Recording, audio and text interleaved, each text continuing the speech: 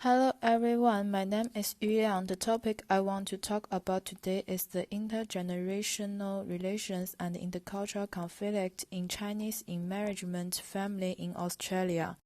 Intergenerational relationships are interpersonal relationships that exist between two generations. It usually refers to the relationship between the elderly and the young, such as the relationship between parents or grandpas and their children or grandchildren in a family. The intercultural conflict is frequently defined as the emotional ups and downs we experience when adapting to a culture other than our own. The generation gap between parents and children is a very common phenomenon. A family member of a different generation may have different social norms and values, be involved in developmental tasks that are out of the sync, and possess a vastly different range of the life experience. The generation gap is ever more challenging of the Chinese immigrant family in Australia. Two cultures influence children in Australia Chinese family. One is Australia culture and the other is Chinese culture of their parents. It exposed them to mainstream culture and education at school during the day. And when they returned home at night, their parents insisted on conversing with them in Chinese.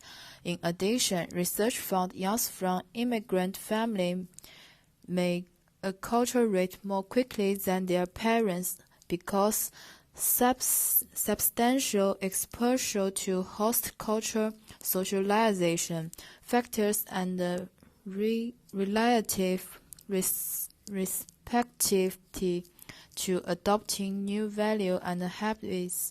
This means that immigrant parents and children have different cultural orientations and risk of the assimilation. As a result, immigrant families with not only intergenerational conflicts that any family face, but also cross-cultural conflicts that are unique to immigrant families. The following are primary factors influencing Chinese immigrant families, intergenerational relationships, and cross-cultural conflict. The first is the family perspective. Chinese culture is a group culture that emphasizes group independence rather than individual independence. The West is an individualistic culture that values individuality and rationality while advocating for individual will. Families in Western countries are more independent, whereas family relationships in China are more connected groups. The second is the privacy. Chinese culture is group-oriented with an emphasis on the group rather than individual. Therefore, Chinese parents' perspectives on privacy in their children's education are hazy. The third is the hierarchy and authority. The Chinese people pay attention to order of the elders and the young, as well as distinction between senior and junior. Because of the thousands of years of traditional culture, Chinese parents have absolute authority over family, make plans for everything in family's life. In Western social, the emphasis everyone is equal, respects each other, and does not infringe on the privacy of others. The fourth, there is a traditional culture. Immigrant parents typically hope their children will keep traditional Chinese culture while adapting to the local culture.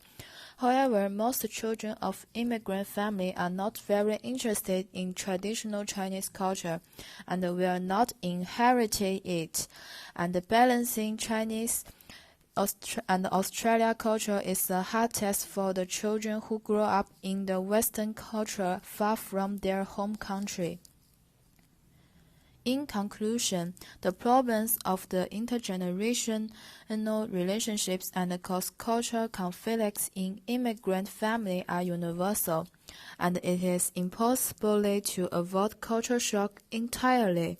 However, Experiencing culture shock is an important part of the change process for immigrant families. They can mitigate its destructive effect with their right strategies, or they can rely on community on the ensure the healthiest development of the next generation. And here is my reference list. That's all. Thank you. Thanks for your listening.